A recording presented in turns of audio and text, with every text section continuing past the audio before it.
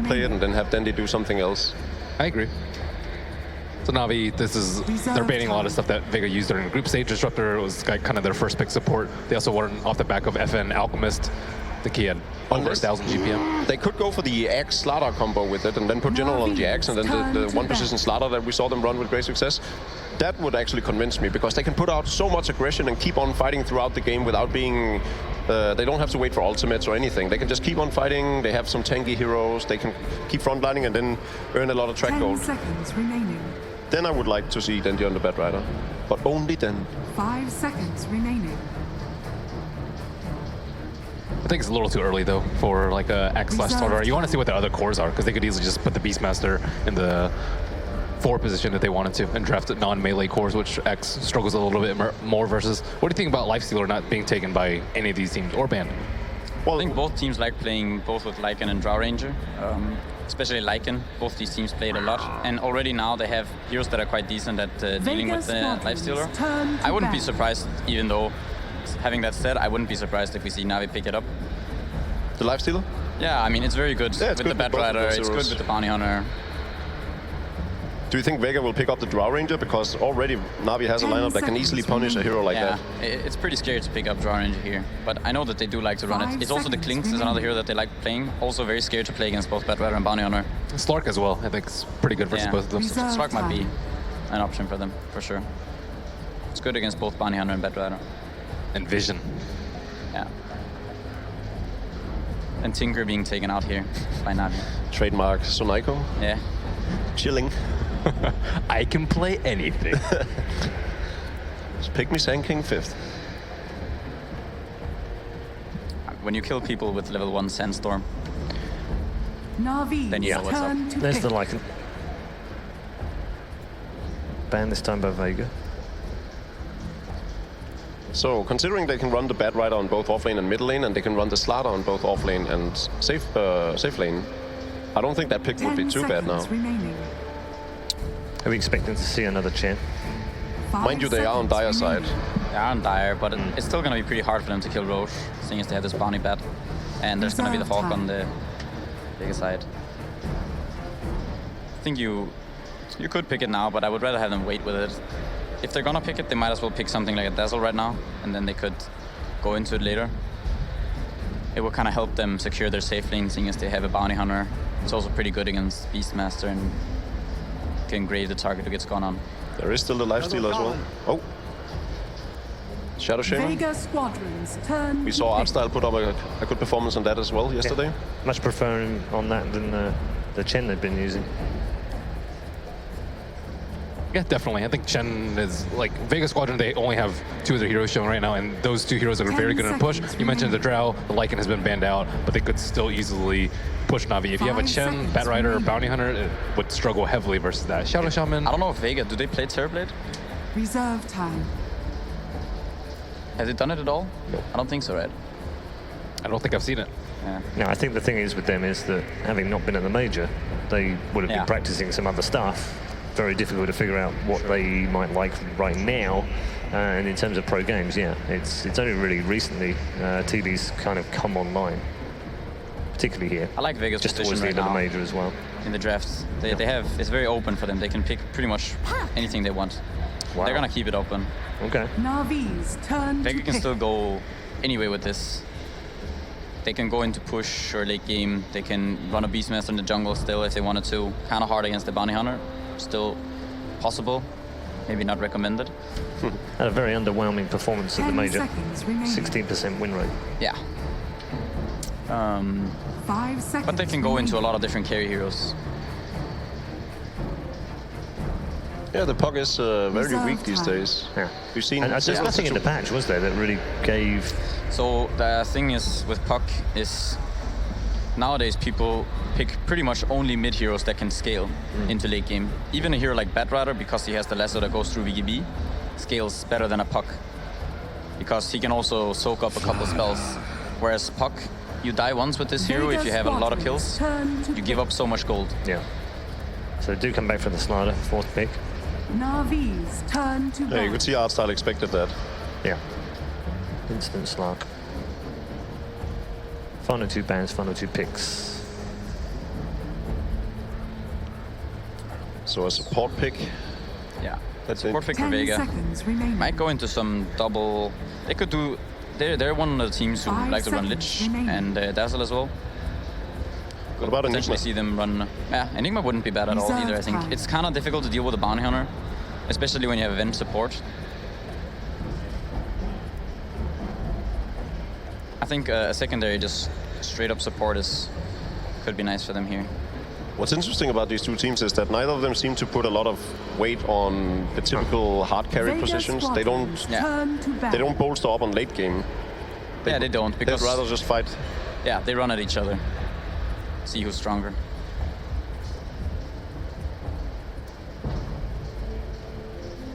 It's a really good Phoenix ban. 10 seconds remaining. Yeah, Phoenix would have been a very good hero for Vega. 5 seconds remaining. Yeah, with all their disables and of course the coil from the puck. Reserve time. So you're looking at just a standard support for Vega's last? Just They with could Shocker run Dazzle, something. They could run some semi-greedy support, some Night Stalker Doom, something along those lines. But Yeah. kind of don't want to do it. I think when you play up against a hero like Bounty Hunter, you just want to solidify your lanes. You just want to have strong lanes so the Bounty Hunter doesn't really have anywhere to go. And then he kind of becomes useless. And then pushing can be quite efficient against the Bounty Hunter as well. Yeah, Abaddon. Oh my god, I was like, oh, Abaddon versus all these debuffs. Sure you were. Sure you were. Thanks, Milk. But I was like, there's no way they're gonna pick it. Very good against the Bat Rider, Yeah. Slaughter. Yeah, it's That's a very great good pick. last pick.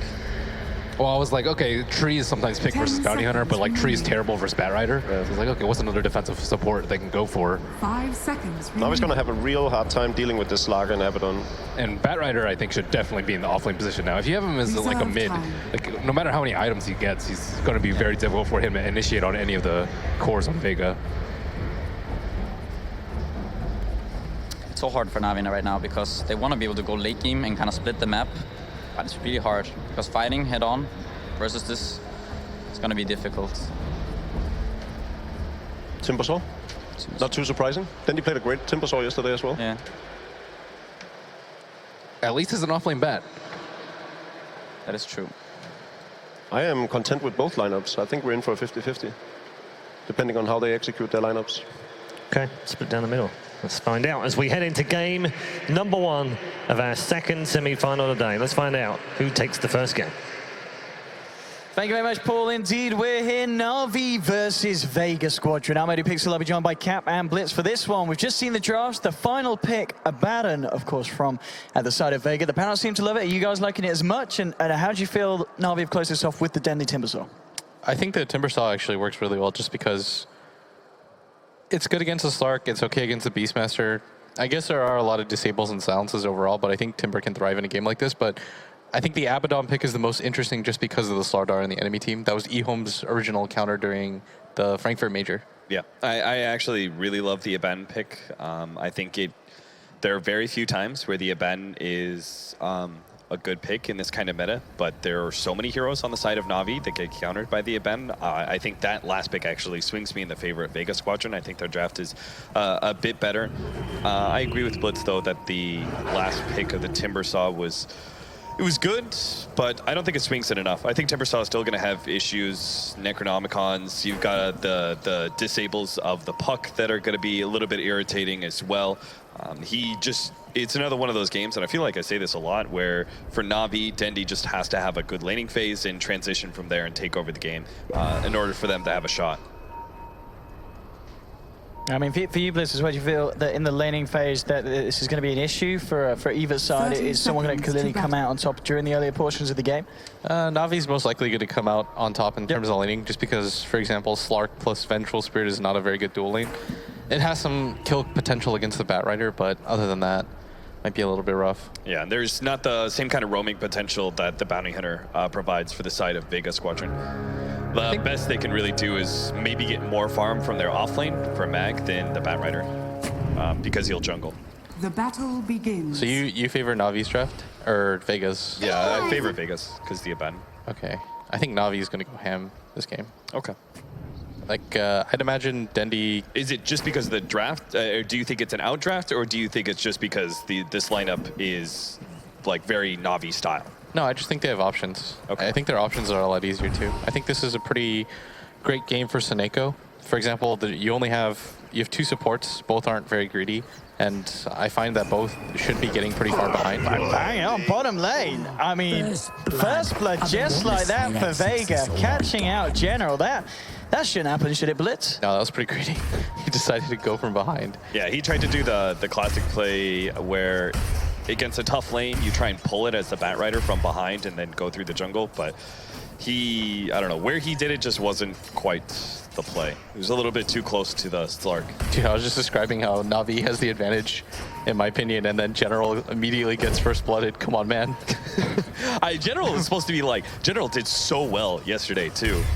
Yeah, General, I mean, he's certainly Surprising. kind of over the last few tournaments as well. He's always given a really good performance. No one? And no one indeed caught out without the all 5 HP. He's actually going to live there, but only just a very, very precarious situation to find himself in. And Seneko nearly being able to capitalize on the fact that he'd already thrown out that Lucio. He tried to go for the counter ward. Like, Seneko dropped his counter and went for the kill on the enemy counter, and no one pushed himself forward, but he was too late. And then he's in close range with the bounty hunter. He'd already used his orb. That was such a crazy attempt at a sort of an all-in that wouldn't have resulted in anything. Because Seneko, he's fine with trading counter ward for counter ward, because obviously that still means he can sit there in biz and harass the puck. If you notice right now what's going on, Seneko is attracting the attention of 2 different heroes at once. Like, he's messing with the Beastmaster. The Abaddon can't really do anything to kill him. He does have Dust, but kill potential is kind of low in that regard. He's even going to find the regen rune right here. Oh, that is so good, too. And so as long as General has an okay time at bottom lane, like, the overall game flow should go pretty well for them. Like, Detyara doesn't need a ton of farm. He just has to have a somewhat okay laning phase. Then he's going to scale pretty fast. And I'd imagine this game goes south for Vega at the point where he gets his Blink Dagger. So Seneko actually had the vision back. of him. Yep, shields out, and Vega will turn back towards the bounty.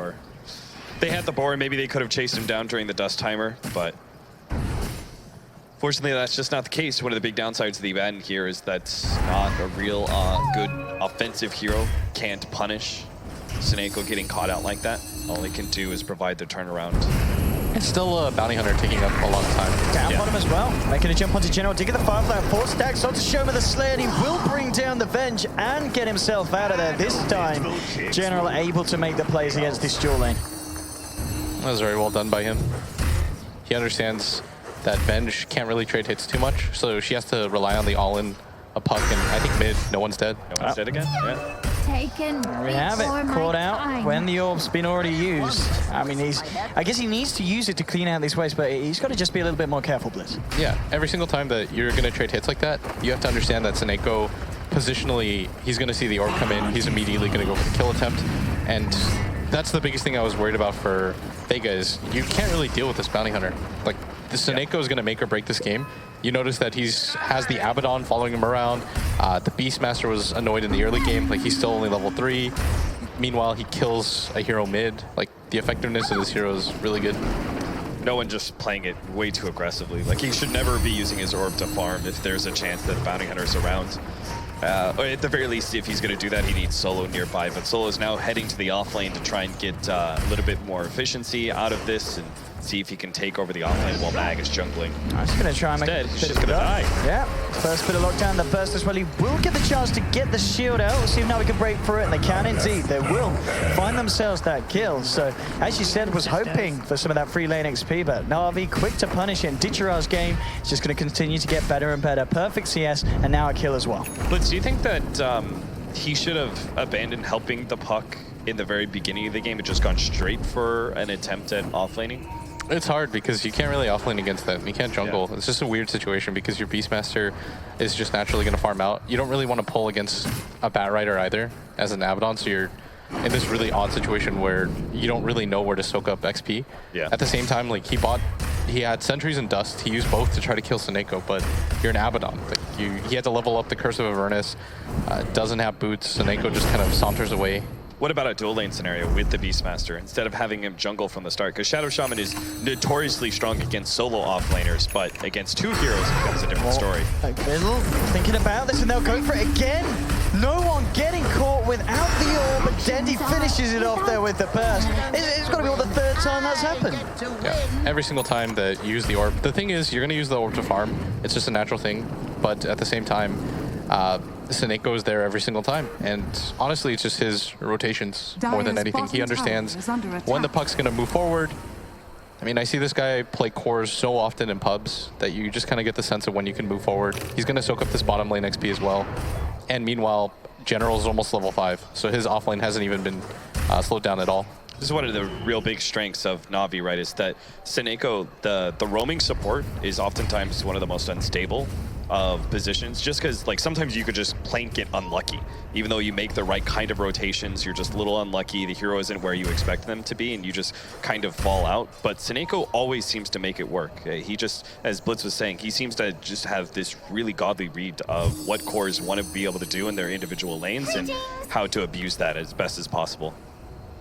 Yeah, Radiant's no middle one's tower is still under level attack. 5, doesn't even have money for a TP, in a position where there's nothing to counter gank either. I'd imagine that Navi can just continue to farm off of these lanes, and you can't punish. That's the most annoying part, is that you know Seneko's bottom, just soaking up XP, you can't punish that. Because they don't really have killing heroes. Like, Abaddon is purely defensive.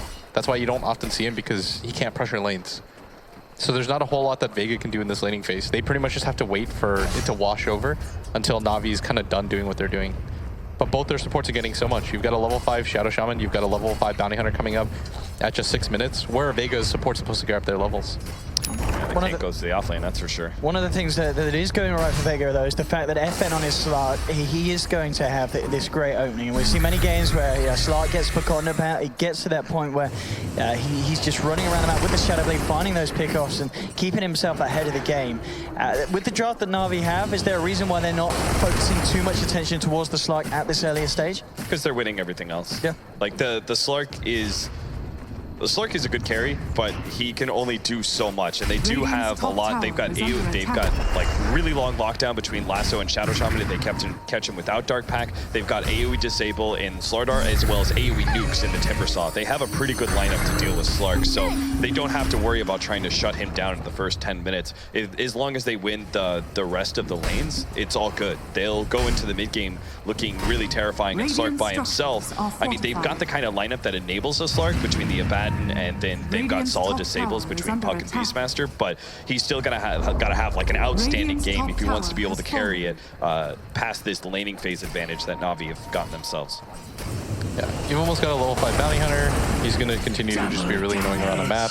Nobody can really do anything to stop him. Vega is just waiting for Mag to pick up. They probably should smoke, go... I don't even know. They can't really kill... Maybe they can kill mid. They can burst them down if they can get no one in position.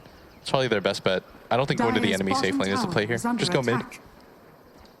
It's hard for Dendy. I guess he does have 3 levels of Timber Chain, but you got to go for something anyways.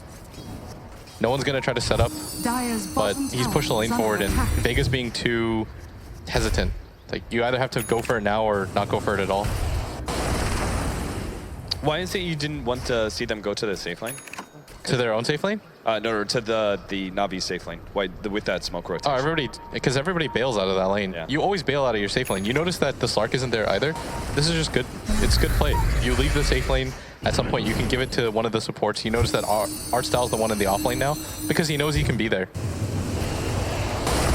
This smoke, Navi closing onto FN. See if they can get the initial crush down. He's got a Dark Pack down to Pounce. Should be able to play his way out of it. And DD Cap, Shadow dances up, and FN's out of that. What do you think about the Midas? Is this just because of the fact that laning phase doesn't go well enough? He knows he's got to like hard carry this game that he goes for the farming item in Midas? I think this is a game where Slark has to do a whole lot. Just because the Puck doesn't really have anywhere to go. Like, no one can farm easily because he's already got people that need to abuse the jungle. That just opens up a lot of opportunities for Navi to go around their map, do whatever they want. And they're rotating off their lanes really well. General's already got a Blink Dagger if he wants it at 10 minutes into this game. Considering he got first blooded, then this game starts. They're double blinks. Presuming Dichira is still going to get one. It means that Vega Squadron are going to have a really hard time farming up and getting to that late game position that they want to be in with the Slark. Yeah, Dichira is going to get an invis. He's probably going to head mid, but unfortunately there's already a sentry there. Top, Vega looked to be prone to try and find some kind of action. General was very, very close to being caught out, but fortunately for himself, moves away from the team of Vega. Vega will be able to get this tier 1 top by the looks of it, unless Navi can get a reaction up in time. And it looks like Vega, after poking with 4 heroes, just a little bit scared about fully committing. Navi themselves have 3 towards the mid. Now Vega, I think they realize that the coast is indeed clear top, so they will continue on that push. No one backing up. You can see coming down Detrano. He's going to hold back. It's a little bit too deep for him to go and see if he can cut out the puck. So Vega will find the tower top, and Navi will just continue to look for the trade. This isn't really a fair trade-off if you do lose your mid tower. Safe lane tower not nearly as important as the mid tower when it comes to controlling the game. And Vega are going to give it up for free. Maybe it's just because they feel like they can't fight Navi yet. No, there's no way they can. They're gonna, I think in a straight 5-on-5 engagement, there's almost no chance for Vega to win. When can they start considering, right? Because you can't concede the we can never team fight them forever. What items do Vega Squadron need? You don't really, there's no items that you're really waiting for. You're just waiting for opportunities, like when Navi gets split up around the map. But the problem is, when you go for this Roshan, this dire side Slardar, it becomes really hard. Because typically what you'll do is, you'll wait for Navi to settle into a rhythm after they take out a bunch of tier 1 towers. Then they might like farm 2 or 3 people in the jungle. They'll be unsafe, they'll send their offlaner to your safe lane. Then at that point, you can maybe get a kill or 2. But with this Roshan, Vega knows that Navi are in a prime position to go for 5-man. And the map just kind of gets smaller and smaller. This game just pretty much boils down to Vega has to chill, wait for Navi to make a mistake. If you play proactively and lose a fight, especially against an Aegis Slardar and a Timbersaw that has Bloodstone at almost 13 minutes or something ridiculous like that, the game could just end. I mean, at this stage as well, 12 minutes in between Navi and Vega, a game where there's only been 5 kills. Is this something that you would have expected from the drafts? And is this kind of this pace of a game favoring a certain team's lineup here? Was this the plan all along for Navi to keep control of the game? I think if no one didn't get abused so heavily in mid, you might have seen a little bit more action. Vega Squadron might have felt a bit more confident to go into fights, but it's just the laning phase went so poorly for them, and their lineup isn't meant to be able to contest Navi at 15-20 minutes, that they just have to steer completely clear of them. If the laning phase had gone okay, maybe they'd get into a couple skirmishes here or there. They've now got the Blink Dagger on FN, but I'm still not convinced that changes enough. Maybe Mag's Necronomicon? They've also got, okay, they also just picked up their level 6s on their support, so maybe they can try and fight, but it's going to be Navi who strike first, and the initiation is everything at this point. Let's see if now we can catch it out. Smoke will dispel onto Chirai. Spots out Mag, the rest of them moving in immediate burst down. Actually dropping the Serpent Water. Can they cancel solo TP? They can't quite get in range for any of the disable. So Ward's kind of wasted there, unfortunately for Navi, but they do still find that kill onto Mag. And also worth noting as well, the goal for the Shaman, 13 minutes in, he's got his Blink Dagger done. Yeah, it's pretty incredible. This Bat Rider went for Boots of Travel first too, so he's going to have a lot of mobile vision. The way that this game should go now, Owen, is this becomes a dead zone for Navi. You only send your offlaner to farm that, or your bounty hunter. You never send your safe laner anymore. The main reason for that is it's just not worth Raw getting picked off in that area, whereas it doesn't matter. It's a Bat Rider with most of his item set. He's not really going to care. You're losing your 3 position, or you're losing your 4 position. So you don't really send anybody else up there. You just send up your offlaner at all times, and Vega just have to respond to it. The thing though is that Vega don't want to show heroes on the map either. Like, their lineup is not meant to push out lanes like this. So you just have to smoke aggressively. The one position where they have wards is here, so they're almost immediately just gonna wrap around, because you always smoke to wherever you have vision. And it will result in a kill on the Bat Rider most likely, but as they gotta get there fast. Earlier, it's not the greatest kill in the world. Maybe with a long-range blink. Yeah, he's got him. Yeah, they'll jump straight in. We'll see if there's going to be any reaction from Navi. Any help for General? They'll pop the Raw as well. Vega making sure that they get away with this kill. Now they're just got to get themselves out, and it looks like Navi realizing that nothing can be done in return in terms of getting kills, so they'll remain down on this bottom lane where they'll move in position to push down this tier 2.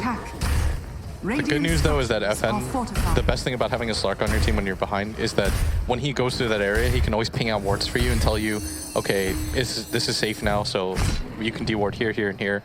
And it's kind of the best way to play around right now.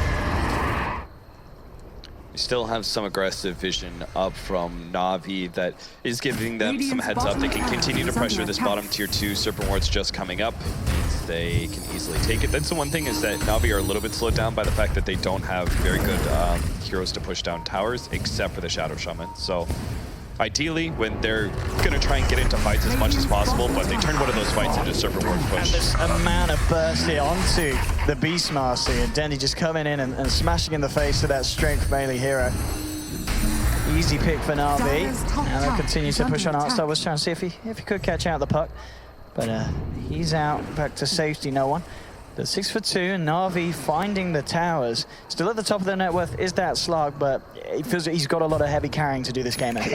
Yeah, you notice that the Batrider is the one, again, to just start heading to that top lane. Because you just can't send your safe laner there. There's no reason, especially with that smoke gank happen. You don't know for certain if Vega just placed down a bunch of wards. So you send General up there, and you notice during the time that Vega went for that 5-man smoke, what did Navi get in return? They got an objective out of it. They went bottom, they got the tier 2. And around mid, onto Solo, finding out behind the ult, but there we have no one jumping in with the Dream Call. Aegis will be popped onto Tichira with a burst down, no one on the puck.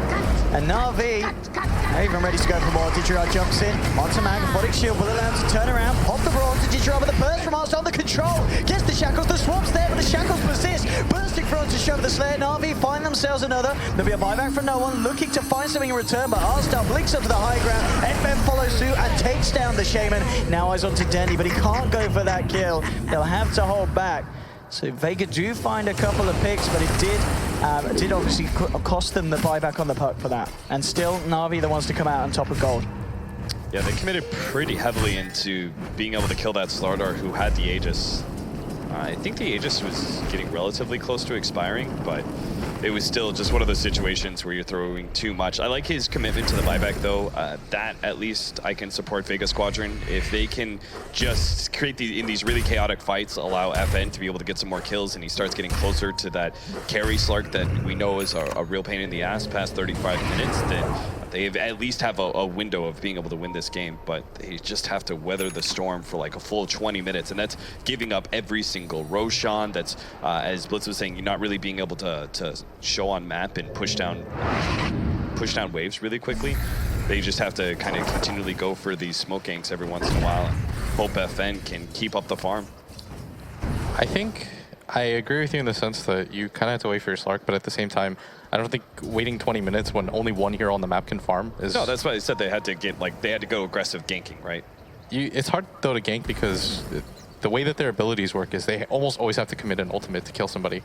And I don't know, this is just a rough game no matter what for Vega. You continue to play this game, the pace of the game, it's only the Slark that can push out lanes. You notice even that top wave, they're not willing to risk anybody but FN to push out waves. So then he has to bounce between top to mid to bottom. You have your Blink Dagger so you can do it also while farming the jungle, and it's okay. But there's going to be a point where Vega just should go for it. Like, just go for the 5-man. You can't afford to give Navi another Aegis. I think at that point, the game becomes really difficult for you. Vega roots up around the mid. Maybe seeing if anyone's going to try and jump in onto no one and looking to counter it. But Navi elsewhere. BKB is now going to be picked up by FN, so in a bit of a better fighting shape to jump in, and especially not have to worry about some of the lockdown that Navi has in the form of Artstar Shaman, constantly with a blink, who's been getting some really good catches in these fights. And it's Navi with the smoke. We'll see if they want to make a move over into Vega's jungle.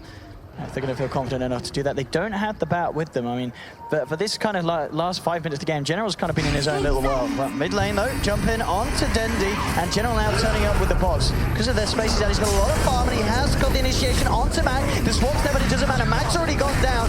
FN starting to fight back, though. Takes down Arstar, now popping the BKB. FN just decides to TP, realizes he can't find anything more from this fight. Vega, they've just got to bail, try and keep the rest of them alive. There's a jump in onto Solo. This man already used the ultimate. He's got the Aphotic Shield, will be able to keep himself alive. But Navi take the 2-for-1 trade nonetheless. And the game continues to get harder and harder here for Vega.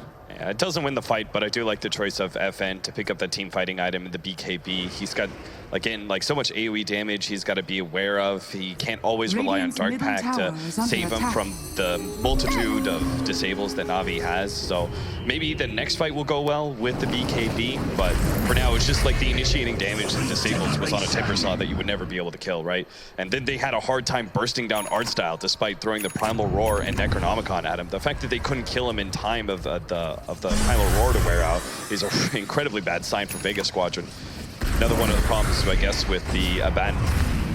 Lack of damage, too defensive, perhaps. Dandy playing around with Solo.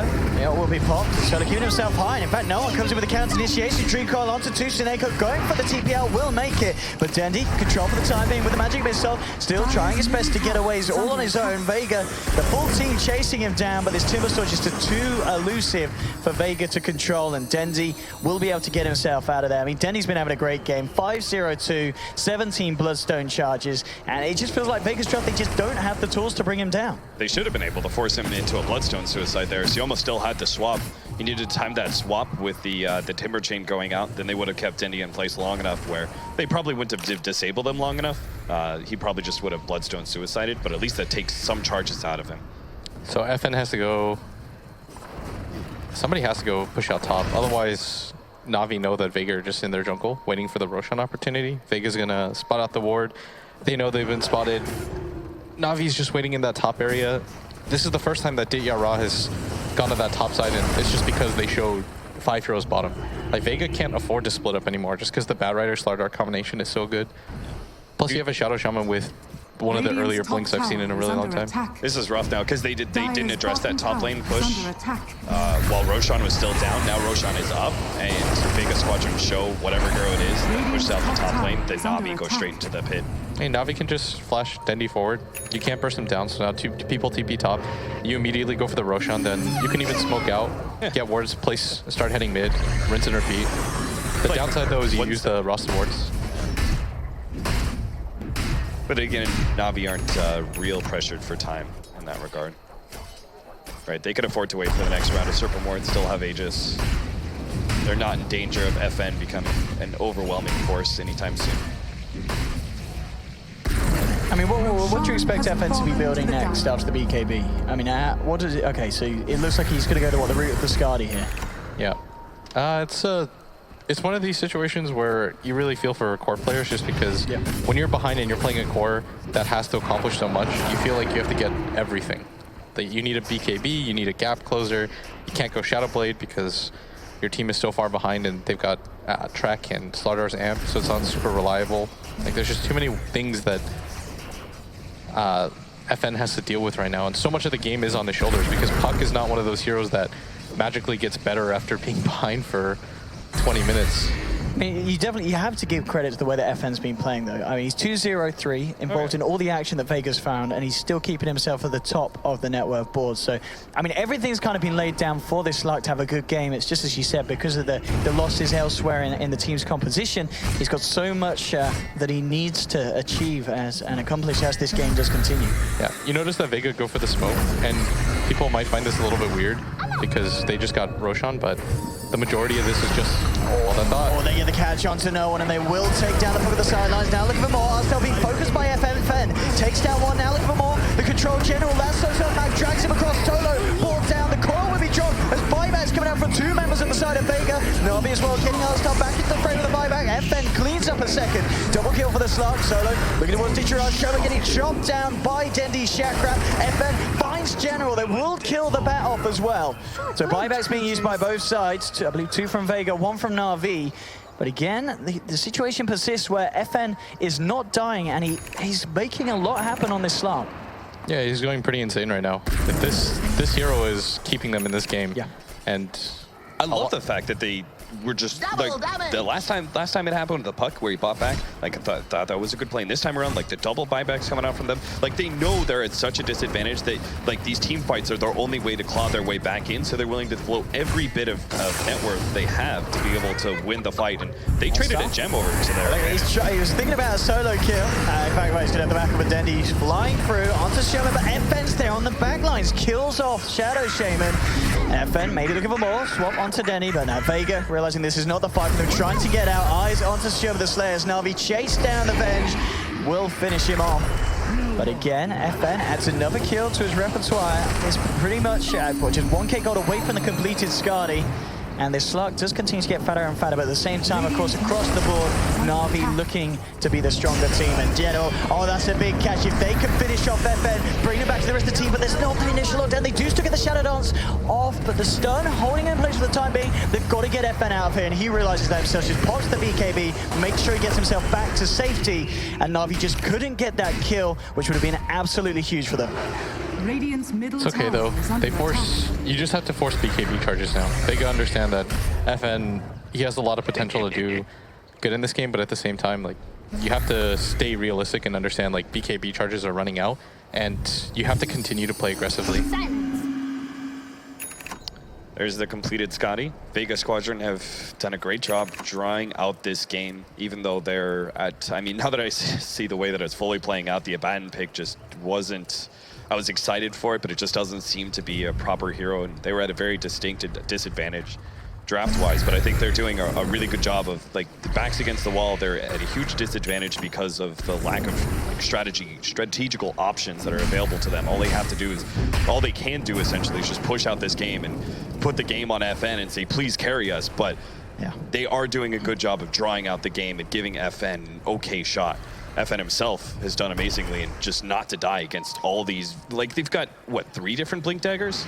Yeah, they have got so much catch. But yeah, as you said, FN being really smart the way he plays around Navi. And I mean, you look at the net worth and the fact that Dendi and FN, the two at the top, it's. I mean, the question is who's going to die first this game? Because yeah, as we've seen, neither of them getting caught out. Radiant's middle I mean, that could be the way that the game finishes. Finally, one of these, you know, Titans will fall. Navi starting to get the push on in the mid lane. Vega, we'll see how they want to react. They do have the ults available if they see an opportunity to jump in, but at the same time, well aware that there will be the potential for Navi to counter-initiate. General and Arkstar hiding in the tree line, so they'll have to let that one go. Another tower into the back of Navi. So Vega want to come out here? Yeah, they're going to lead with Solo. He's got the ultimate, so Batrider can't jump him. CFN jumps forward. We're going to find him on Artstar, blinks away. They know the Aegis is gone. Yeah. That's why they were kind of toying for a fight. Maybe they can catch Navi slightly out of position 5 seconds before the Aegis is actually down. Illusion. Not the case though. Navi playing it rather safe, and next Aegis is probably their high ground push. This is where Vega Squadron, they probably need to get at least one like really good aggressive fight. Take an objective or two, because the next Aegis and Cheese is going to be potentially their death knell. Vega's gonna go for this tier 1 tower because it's not worth it for Navi to fight. You can just send your Timbersaw to spam out, but it's important to push out the side lanes, which is what they did. You notice that bottom and top are gonna push in. Deyara has no interest in really helping out mid, just because he knows this is not really where you make your stand as Navi. Yeah. You slow down Vega Squadron's progress in taking that objective, but unless you see an opening, you don't commit. Dire's middle tower is under attack. Deyara just continues to push out the side lane. Vega's gonna come in for this tower. Navi are like, okay, it's 30 minutes into the game almost. Who really cares about a tier 1 tower? And they still have the tier 1 bottom, which helps them control the Roshan pit, so. Yeah. Deyara should get out after this wave. Vega with this double back smoke hanging around, see if anyone on the side of Navi comes out into their own jungle, but Navi, they're playing it smart. The whole team back up behind their tier 3s, making sure that they don't get caught out by this movement from Vega. Dendi now starting to move out with the backup of Seneko and Artstar, and Vega still poised on that high ground. Top tower is under attack. See if anyone's going to come close enough for a jump to happen. Vega looking for the wraparound, no one. We've got to watch him, see if he gets that big dream call that he needs. Still just on the sidelines. I think they did just show slightly, so things are there. And Dendi now coming in with a vision with the Shiva's Guard. Will catch out Shoma the Slayer, jumps in, Bench is gone. Big pick for Navi, and it's all over here for Vega in terms of finding a fight there. They've got to get themselves back to base. Jura continue the chase with Dendi. I want to use the Eels to try and hold back Navi and allow the rest of his team to escape. So Vega unable to find that opening there that they were hoping for. It was just a little bit too projected. Like, you have to make a move like that, so I'm okay with what Vega did. but it's just one of those situations where Navi understand, just don't be greedy. Why push out that mid lane? Radiant's Nobody top from tower Vega is showed under themselves on the attack. map, and this is the brilliance of pushing out the side lanes at all times, because when nobody from Vega is defending a tier 2 tower from getting hit, like, where else could they be? This is going to be the safest farm that they could possibly get on the map. So it's a process of elimination kind of thing. They didn't go for the bottom tower, so you know that they're mid. Just wait it out. Radiant's top tower. It's one of the is big under strengths of attack. Timbersaw too, is that he's able to, like, they have that information. They just sit back behind their tier 2, chalk them down the waves. Seen his high ground Radiant's potential, but top even just tower has fallen. protecting some of the outside objectives, he is quite formidable. And now Vega Squadron are left to the Roshan fight. They can't just let Navi have it. They can't just give it away. But at the same time, Navi do it so quickly that Vega Squadron have to, like, almost in a paranoid way sit around the Roshan pit and hold that area constantly, which is going to leave Navi available to split push, particularly the top lane. Mag now with the Blink Dagger, so another route of initiation that Vega can use to kick these fights off if they do see an opening against Navi. But as we've seen, just the way that Navi's been playing, very unlikely to have heroes out on their own, and for Vega to find the pickoffs that they'd look to find with this kind of draft. And indeed, as you said, just keeping control around this area at the pit. Vega possibly going to look to just turn this bottom lane into a push and take down the tier 1, so they have got a little bit more control around the Roshan. Like to see somebody pick up smoke on Navi. I saw General holding that branch for forever. Well, all right, that was kind of nice, but he's the obvious candidate. I think Navi go for this play. You see the line already being drawn, but Vega showing his 5. You know that you're much stronger. You can already see all their items. There hasn't been a lot of progression. This could be the fight where you just kind of stamp it and say, this one's ours, go next. If they kill them, at least 2 heroes, then Roshan is guaranteed. And then I think at that point, Vega don't really have options. Simultaneously, the odds are against them, but this could be the comeback. Oh, Navi with the wraparound. Let's see how this kicks off. Jumping straight away, Dream Cold. Silence of Super Teacher up. Pops the BKB. Crush onto Soda. FM working his way into Sineko. The wards have been dropped. Shona's going to be the first to fall. Tendi on a monster kill. Mag tries to hold the back with a wall, but Tendi moves forward, cuts down another. But at the same time, FM is doing so much in this fight. Looking to chase down Ditcheron. Can't quite finish off the slaughter. Armor totally going to keep the man alive. FM looking for Ditcheron So in close the to each tree other. line. Oh, Nice. no, gets the orb on. Finds themselves a third. Vega, 3 for 3 at this point. FN is going to look to come back in over the tree line, potentially. Still hiding now. Starts to tickle away at Tendi. Tendi with the double pieces, throwing them back. General popping him away with the flame break. They've got to be careful. This Slark is incredibly scary. At the same time, FN doesn't want to risk throwing this one away. No one coming back in. Playing around with Tendi. Shadow Dance will be back up in a bit, but FN holding off the fight. And again, I mean, 3 for 3, even trades, but trades where, you know, the Slark staying alive, FN continues to get so much out of these fights, and my goodness, him and Tendi still yet to die this game. Oh yeah, It's that's great for Vega Squadron. Yeah. That fight was great because, like, Blitz was setting up the narrative in that, like, that should have been Navi's fight to be able to take. They had such a big advantage. They like, the odds were very much in their favor. And simultaneously, those big odds also mean there's a very slim opportunity where if Vega Squadron do win that fight, they actually, that's the start of their big comeback. It turns out even, so we don't really see a gigantic swing, but that's still good for Vega Squadron. They stay alive. I mean, Blitz, yeah, as Cap's saying, you know, you're at a 15k gold lead, but the enemy's managed to find an even fight against you. That's not got to be good for Navi. No, not at all. More for anything, just morale. Like, you're probably wondering, how is this really happening? Just because Navi have to sense how far ahead they are. They're playing against a puck that has a 33-minute Blink Dagger and Yules, and he's somehow staying alive, and that's just because they need one of their cores to have lockdown as well. Like, they need a Hex on the Timbersaw or something of that sort, but Tendi's going to go for what looks like the Octarine. I think instead of even going for the Ags, maybe going for a Hex. Maybe they could have probably just killed no one right there. But being alive and being a Timbersaw without any lockdown help makes it really difficult. His partner in crime there was General, who had used everything already, and Ditya Ra, who had no mana and was just trying to armlet toggle. Oh, Blink for Blink, nice play. And Mag just avoiding the initiation from General, but here's that point that we talked about. Roshan up. Both teams knowing that this is a high point of contention. If Navi, you know, can't stop Vega from getting it, Vega is suddenly going to have this momentum that they can use to take a successful team fight. At the same time, we've seen before how quickly Navi can take it. And for the moment being, Navi, they're just going to move away from the pit. Yeah. Hey, this is pretty absurd right now that Vega are holding on as they are, considering this is truly kind of like a single core Slark. Like, this Slark doesn't really have a lot of backup on his side, and his team is doing a really good job of creating space for him in the team fights. Not to say that FN isn't doing a lot as well. Like, he's targeting all the disables, so that he makes sure heroes like Seneko are dead, so they can't run around in the fight. He makes sure that the Shadow Shaman goes down as soon as possible. Once you have that hero out of the way, then all it really is just a waiting game for him. Radiant's top tower is under attack. Solo's done a pretty good job. Like, he didn't get anything done in the laning phase. Unfortunately, that's what led to such a big advantage for Navi. The event just not being able to do much there. But in these team fights, he's done an excellent job of countering the disables with the right aphotic shields.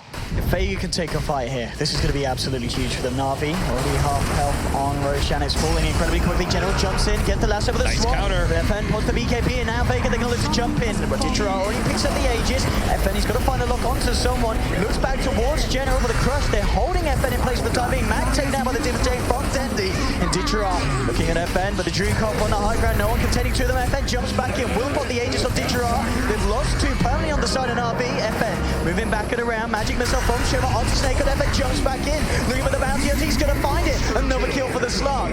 Ditra and Dendi hot on the chase. They need to do something about this Slug, otherwise the Slug will surely be ready to do something about them. Still 30 seconds without the Shadow Darts. FN needs to be careful. He will get himself out thanks to no one coming in on the backside and just using the Yules to control Dendi and hold the Navi back from chasing him. So again, Navi do get the Aegis, but Vega, they find the favorable team fight. So it's an even trade, but the gold is still going back the way of Vega, and still FN Slug. He is playing out of his mind this game.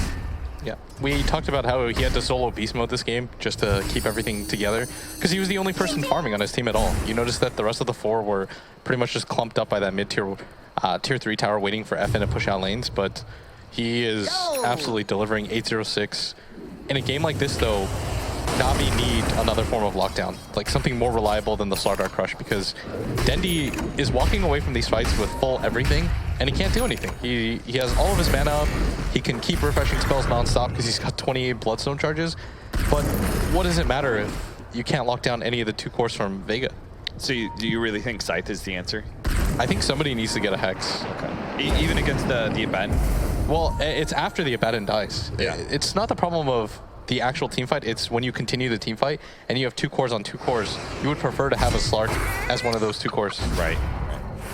Teasing with them in lane, Ditra coming in with the jump, Solo pops the honor, but they're looking for the turnaround. Magic Missile controlling Ditra the roll, coming out from Mag. At the same time, Dendi moving in straight away, looking to burst down the beast mode, but FN, he's already killed Ditra, jumps onto Seneko, they'll find themselves a second, and FN still alive on the backlines, looking to be eating into Arsenal. This Slark is going crazy. Triple kill for FN, finally gets Lasso, but can they kill this man? Navi, they've already lost three. FN still looking incredibly healthy at this point. Dendi trying to do his best. He's killed off the two supports, but it's that issue where they just don't have the lockdown that you're talking about, Dendi. Looking for no one. Well, Yules himself up. We need to see FN come back in for Vega. He's looking from the sidelines, maybe thinking about trying to help out this puck. No one. And he get himself out of this. Oh, he blinks. He has the orb. No one playing around it. General will chase him down. Oh, again. Phase shift. No one. Creating a lot of space. Can't get out of that, though. And Dendi will finally catch the puck. Eventually, the Blink Dagger and Heal Scepter cooldowns were going to catch up to him. He couldn't dodge forever. And I really thought FN was going to go back in there and see if he can get the trade-off, kill General in exchange for the puck. But he played it hesitant, and you can kind of understand why. He can afford to let the puck die. It's not a big deal. Navi don't get any progression in this game, but it's much more important for FN to stay alive. And now he's completed the butterfly and just picks up a double damage, too. He can go hunting. He wants to go and find someone with this. You see that they have one disable on, or they have he has one defensive item on the puck with the Yule Scepter, and they still takes forever to kill him. Good luck. Another kill for this slot. I mean, FN, they can catch him though.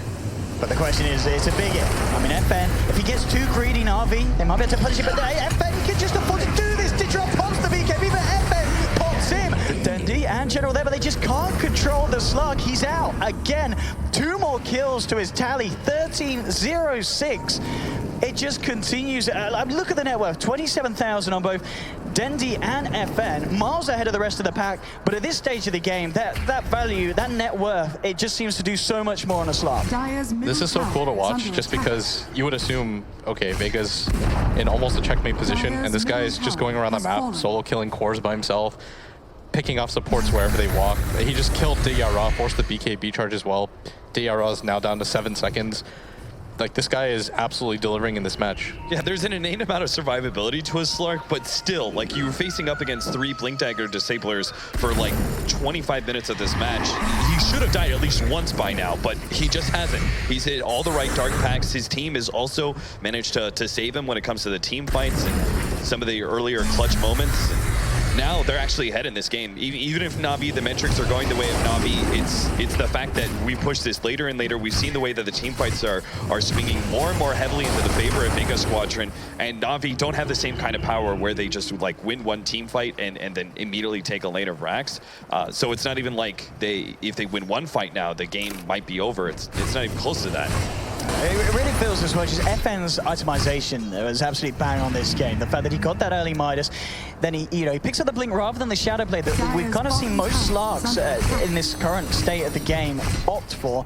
Then he gets that early BKB, and because they just can't kill him, he's able to accelerate to this point where he's just incredibly stacked, and Navi just don't have an answer for FN running around and jumping at them. Yeah, they desperately need the Hex. You notice that Dendi, I really think this should have been his 3rd or 4th item. FN jumps in, Dream Call onto Artstar and Seneko. Artstar will get the wards out, the Shackle as well. Then BKB comes out from FN and he's ready to just continue fighting. Dendi through the Shackle from the sideline to make me pop. General gets the last up, but General's dead. Shoma will fall in return. It's a 2-for-1 favoring Vega at the moment, and FN still looking incredibly healthy. Starts to chip away at Ditchera. Seneko laying down the tracks of Dendi.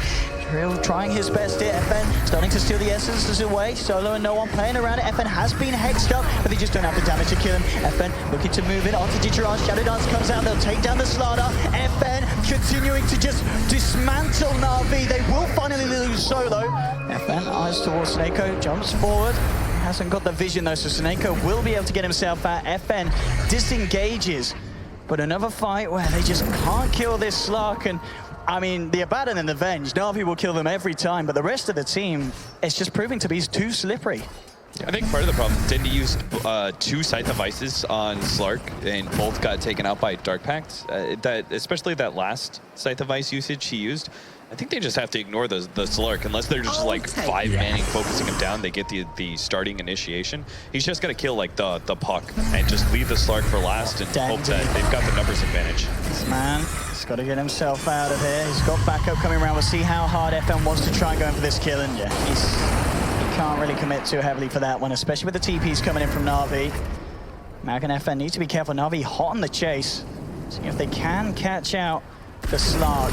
Moving in. Can you get off the initial Hex, Dendi?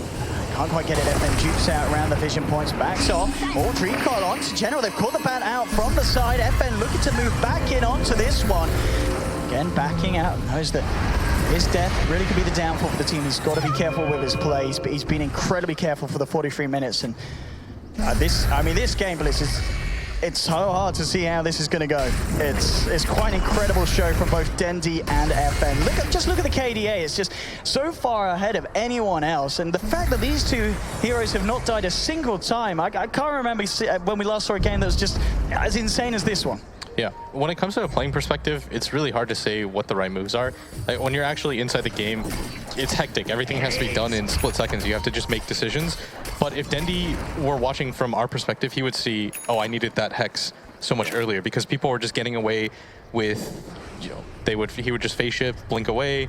The Slark would just run around in circles with out any BKB charges whatsoever. Like, Dendi's survivability or his damage is not the issue right now. It's just they needed lockdown sooner, and now you've gotten to the point where, yeah, you've got the Hex, but has it been a little bit too long? Because now FN is 6 slotted, he's eating moon shards. I don't really know how they're meant to kill him at this point, because Ditya has had 0 item progression. Like, this guy needs an Assault Curse if he's going to do anything in this game.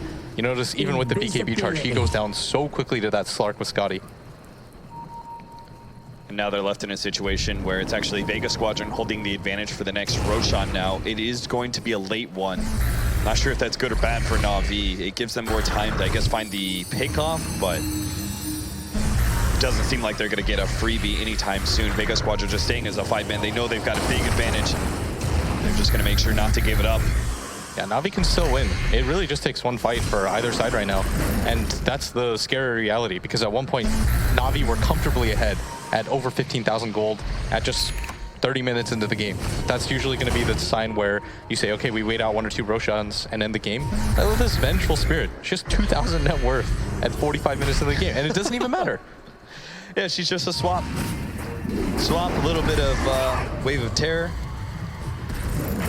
That's good enough. All you have to do is allow the Slark to be able to live. Down bottom, Dendi starting to jump in. General's there as well. The swap to get no one out. Raw holding them back. Navi trying to... They don't have FN. Yeah, Mag actually popping the refresh blink to get himself out. Of course, he will have that secondary Raw available if Navi continue to chase. It's not going to be the case. And Navi just unable to get the catch onto anyone on the side of Vega. As the team just working very nicely together to keep each other out of harm's way with the swaps and the shields. Didn't really seem like much got done, but at least they got the refresher on cooldown from Mag. On the side of Navi, there's something. Still, though, you're looking at the items for Navi, and just there's nothing coming in. What an odd situation where somebody on your team is 17-0-6, and you're not. It's a really weird game to analyze, because I know a lot of people are gonna say, oh, well, you shouldn't have counted Vega out. I feel pretty comfortable counting Vega out at one point in this game. Oh yeah, I was the one who originally called. Like, I like Vega Squadron's draft a lot better, but you saw the way the first 15 minutes of the game went. I was very wrong in that regard. And Navi should have been able to close this one out, but Vega Squad, like, I don't think Navi necessarily did too much wrong. It's just Vega Squadron didn't make any mistakes. And you expect those kind of mistakes to be happen. Like, Navi have this lineup where it's always able to fight, always able to catch you, but there were so few times where they actually did catch Vega Squadron and were able to punish them for and push objectives. Irish just going to be back up now. Vega did just God, this is so bad. Jumping in onto Seneko. FN looking to take down the first kill and find it. BKB's being part of the Abyssal, dropped onto Dichira. Now with the check for the high ground onto Solo. That's not going to do too much. FN ripped through Dichira. It's going to be a second kill for the Slug. There's a buyback straight away from Seneko, but Vega moving into the pit. They're going to look to take Roche themselves. They're going to get it at Slug. Oh, in fact, Navi did end up killing Roshan with the walls, but it doesn't matter because FN gets the Aegis on his Slug. And now, with this, Vega, they could look to try and push down a lane as they get this huge flow of momentum. Was Dendi in danger? He wasn't, right? He just straight up Bloodstone suicided, and I'm not sure. Was that a misclick? Was he trying to save Dichira? Was he trying to save Dichira, maybe? I mean, like, that doesn't make much sense, because 500 HP, 1,000 HP, 2,000 more HP doesn't make the difference. Dichira still dies in that situation. Now, onto the tier 3s here. Pushing forward. See what Navi can do to stop this one. FN, this literally unstoppable beast with the Aegis as well. You haven't been able to kill him once for the 48 minutes of the game. Good luck trying to kill him twice. And FN jumping in onto Denzi. Be able to get himself back up to high ground. Unbelievable. This... Dendi's first death, but it was in vain. Suicide. Yeah. There's going to be so much gold coming out of either side. Somebody dies in this game. It just seems a lot more likely that Dendi's going to be the one to die first. They can just ignore it. The problem is you can ignore Dendi if you're Vega.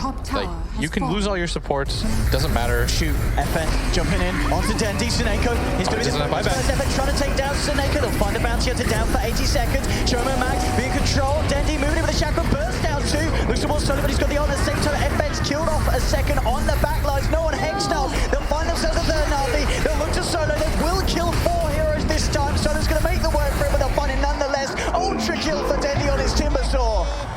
But FN, the kill that counts, will escape.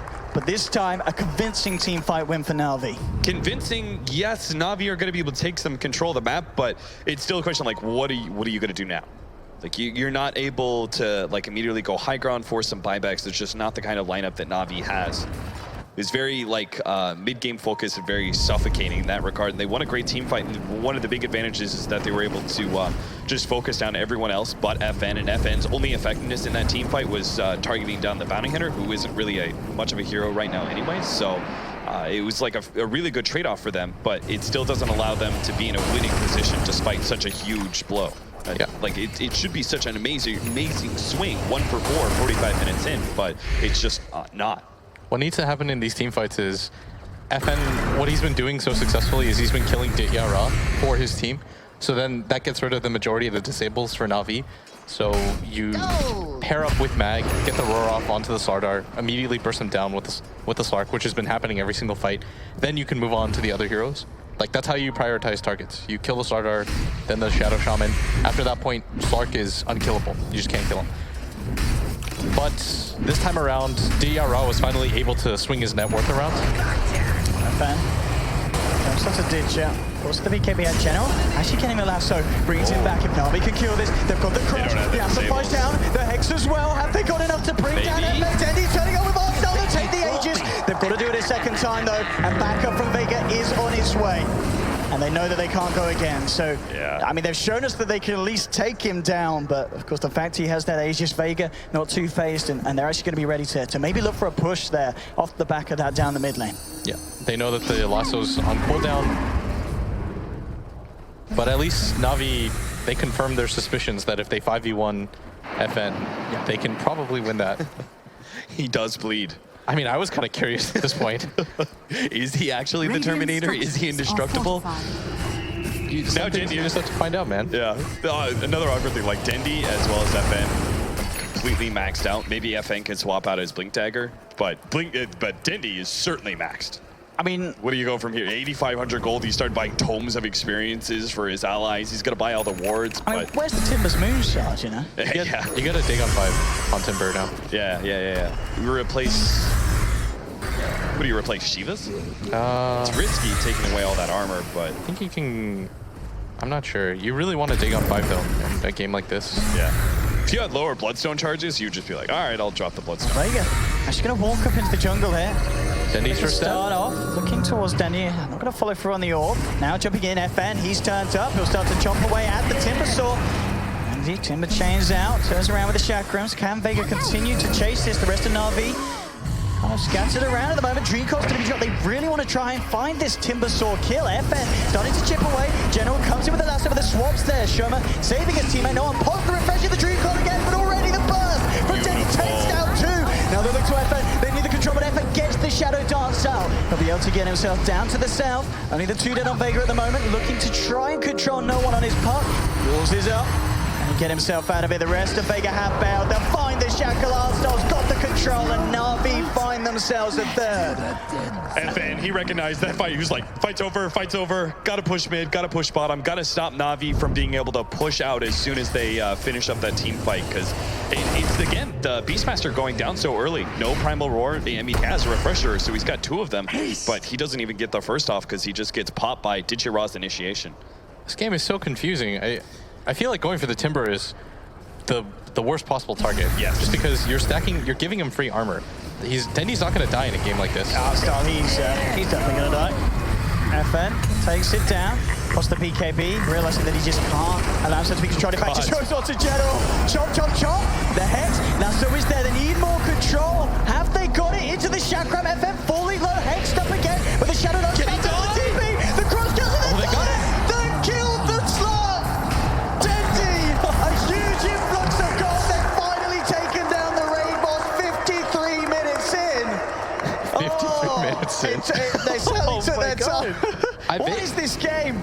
Vega, those last 2 team fights were, like, as much as FN has done for them, and it's so hard to criticize him, but the decision to go for the Timber Saw, every bit of their success has been them killing DRA, getting him out of the way, roaring him, just killing him with the Slark. Then they can move on to Dendy. Because this guy has no armor. He goes down very quickly to the Slark. He can't run away because of the Scotty. Oh, we have. He got your memo. Yeah, you've got to go for the dig on 5. This is, every Timber Saw knows this. It's not a real 6 slot without this item because you want a finisher. You want an item that you set up your burst with all your spells, then you take somebody out of the fight. But if they had just gone for the Slardar, you look at Navi, you take away such a large portion of their control plus their team fight, and then you can deal with Dendy 1v5. Jumping back, but Dendy gets the Hex off. He's moving in fairly deep, but the rest of Navi not willing to jump in yet. They'd love to force out the buyback from the Slug, but 30 seconds, and we'll be back up. They really want to hold on to this Slug buyback because if Navi can force that, that gives them an endgame scenario, but it's just not happening. Solo's actually just on the front line, stopping this push practically by himself with a little bit of spam from the back lines. And I mean, it was such an amazing, the fact that they finally killed FN, but again, it's in a scenario where they don't get anything major. Like, they get this net worth influx where Dichira's going to make some progression in items finally. He's going to probably get that AC we were talking about earlier, so he'll have some armor and still have buyback. But they didn't get like a really, really big game-changing win, like forcing a buyback out of the big carry. I think this is okay overall for Navi. They've gotten some hold back onto the game, but at the same time, Vega have to stress, you have to look at how the fights are going more than anything. Just replay them in your head and say, every single time we've killed the Slardar, the game's been great. When we go for this 60 armor Timber Saw, when you stack them up, like it's 75% physical damage reduction. You're not, there's no point. I mean, you get yourself a few S's just stacks, I'll tell you what. That's what I thought he was originally doing. Just He was to build building them up. Yeah. Then you go for the Slardar. But then in the middle of the fight, you notice he popped his BKB and continued to just go for Dendi. Yeah. And Dendi's just like sitting there, he's like, all right. And it's also the fact that, like, if FN wants to do that sort of thing, where if he just wants to beat on the Timbersaw for Essence Shift charges, that's fine. But the rest of the team can't ever follow that up. The rest of the team shouldn't be focusing Timbersaw either, because naturally, if you start doing that, you start focusing on the tank and seeing if you can kill him, you're going to make positional errors. And that's what's happened both times. That Navi had managed to get a big initiation with Dichira hitting a crush and Batrider getting a successful lasso for once, instead of just getting it canceled out by a swap or an emphatic shield. Yeah, I mean, look at the rest of Vega's lineup. They have nothing to deal with this Timbersaw at this point in the game. It's just FN, and so what has to happen is you have to isolate Dendi. You have to get rid of all of his friends. Yeah. Then you have to tackle that problem 1v5 together through like math and stuff, but as it stands, he's never going to be the first target. Now you've seceded a lot of control to Navi. Navi's going to go for this Roshan pretty comfortably. It's actually going to be a silver edge for Dityara. I do like this as well, though, from FN, of course, just trading out the pots, putting them on the correct, getting himself a refresh. You know, having double BKB, double Shadow Dance, double Abyssal Blade. That could be what he needs to be able to self-sustain in the fights and manage to turn them around for Vega. Yeah, he doesn't need boots. He's got 427 passive move speed and Blink Dagger. If he really wants to get some more fast, he'll pop the active on the butterfly. Yeah, this is something that we've seen. We usually don't get to see Solarka this late into the game. The game usually ends by then, but this is every single team, like hyper late game, this is what Slark goes for. Yeah, it's such a refresher. good It's like all the way back to like ESL 1 New York, where I think like Black was playing it or something, and he picks up the refresher in the do or die scenario, and it works out beautifully. This is probably the most entertaining game I've seen in this tournament so far, just because. I'd have to agree. Yeah. Is there a reason why Dendi hasn't got the Dragon 5 sent out to him yet? Or why he's not holding it? Maybe it's so. I think it's a Bloodstone charges. He doesn't want to get rid of Shivas or anything else, so he's like, if I lose the Bloodstone charges, then I swap out the that's a good idea for Dagon. Because when he dies, right, he'll instantly revive, and then he swaps it, and Boots and travels in. Okay. All right, so Navi are still in a good position. We've said this like for 30 minutes. Maybe this is where they can start getting the ball rolling again. This is a very interesting progression on this net worth graph. How it kind of leveled out, and then suddenly, you know, Navi do regain the flow, and it's a straight steep hill back down into Navi's advantage. I mean, it does mean that like Navi can always win this game because Slark is so maxed out. Like the game doesn't necessarily get much harder, so Navi can have that hope. It's all up to the individual decisions of these carries. I mean, the team, obviously, they represent like 40% of the team fight, but it's the carries that bear the burden of this game now. Yeah, you notice that everybody from the rest of the side of Vega aren't that strong. Dendi, here comes the ball, he's jumping into last double.